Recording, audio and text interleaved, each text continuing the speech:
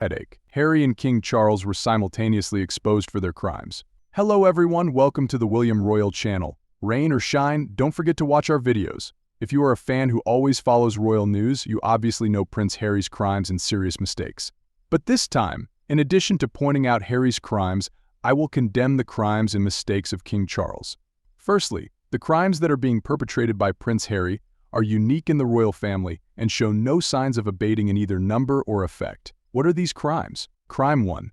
That he bullied the Queen into allowing his marriage to Meghan Markle to take place with full panoply of pomp and circumstance. Security costs alone PS32 million. How? By threatening the Queen, telling her that, if she didn't allow the wedding to take place as Harry and Meghan wanted, he would tell the world that the RF was racist. Why so? He would make up the story that the family wouldn't agree to their wedding because Meghan was biracial, the race card already being played by the Sussex duo at a very early stage in their relationship.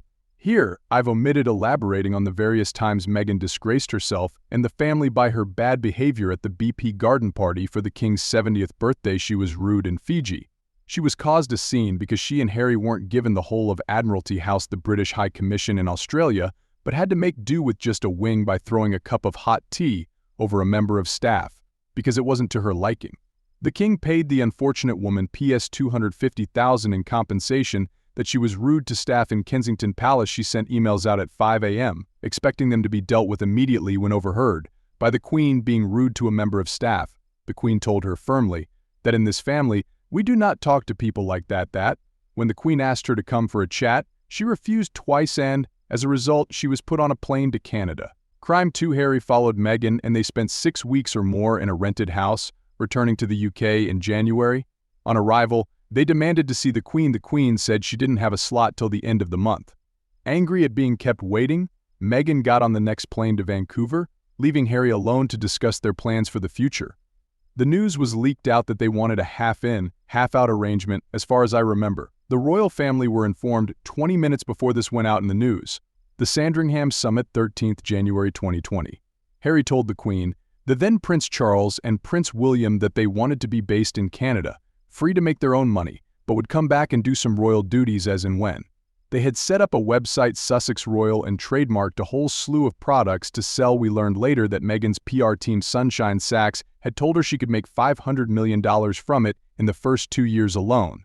The Queen said no to the use of the word royal on the website. She told them that, if they were leaving, there was no such thing as half-in, half-out. They were either working royals or not. And if they weren't working royals, they could not use the His Royal Highness in their title either. Since Meghan's idea of making their fortune was based on the Sussex Royal moniker, what now? They had no plan B. But they left anyway. Then came the Oprah interview in which Harry and Meghan particularly dissed the royal family and told lies. She also accused them of racism and specifically mentioned that the royal family was concerned about the degree of blackness their children would have. Actually, early on, it was reported that the royal family were absolutely delighted Harry wanted to marry a woman of color, and they hoped the children would be noticeably darker than the rest of the family. In the much publicized run-up to the Oprah interview, Prince Philip, Harry's once beloved grandfather, was dying, but they didn't care how badly their actions affected him, so long as it made the pair of them money. What was the life of an old man to them? 17 months after the death of Prince Philip, the Queen herself dies and the country mourns her passing. A year later, and following much media attention to the whole thing, the series Harry Meghan was shown on Netflix, even more dissing of the royal family, but they didn't care.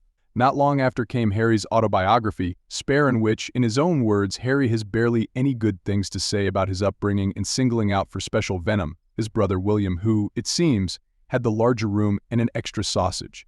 He also said harsh and unkind things about his sister-in-law, Catherine, the woman he once referred to as the sister he never had. He also threw his mother-in-law under another bus, blaming her influence for almost everything that was wrong in his life. Result: the King doesn't want to see him, I think, because he, the King, feels helpless against the brickbats his son has, very publicly, thrown at him. Harry has been demanding money from his father ever since he left the UK. In the end, Charles refused to take his calls, so Meghan took over. When the Queen asked Charles why he wouldn't give Harry any more money, Charles apparently replied that he wasn't a bank. Because of Harry's conduct and the accusations he has aimed at them, William and Catherine don't want to see Harry either, so he is completely ostracized by his close family. The only ones who may be in contact with the Sussex duo are Beatrice and Eugenie, and of the two, it is most likely to be Eugenie. There are many other events I could mention, but I think the few above demonstrate that Harry's crimes against the family and the people of the UK are very different from those you claim to belong to the king. The king's crime? He married Diana. She was 12 years younger than him, and they had little in common, but, as demanded by the establishment, the heir's wife had to be a virgin, and as Charles got older and older without finding his perfect woman, suitable virgins were hard to find among those considered a suitable consort for the future king. Charles' grandmother and Diana's grandmother, Lady Fermoy, plotted together, and although Charles had dated Diana's sister Sarah, he proposed to Diana and, as we all know, she accepted, though she wanted to call it off before the wedding day, only to be told by one of her sisters that she couldn't because her face was on all the tea towels. Diana was difficult, but, according to her, their marriage was at its best between the births of William and Harry. Charles had been brought up never to reveal his emotions in public. Diana had had a fractured and unhappy childhood, her own mother running off with another man when she was about 7, and her father gained custody of all 4 of his children, with Diana and her brother left in the care of nannies. On her marriage, Diana believed in the fairy tale handsome prince, perfect marriage, and happy ever after, even though she knew that Charles was emotionally attached to Camilla. But according to Charles, it wasn't until after Diana began having affairs that he sought out the woman he loved. Whatever went wrong with the marriage, not relevant here. Diana never said a word against the monarchy but was always respectful, though she did publicly say she didn't think Charles would make a very good king, and she's been proved wrong there. As per your last comment, before she died, the Queen has said she wanted Camilla, the Duchess of Cornwall, to be known as Queen Consort when Prince Charles becomes king.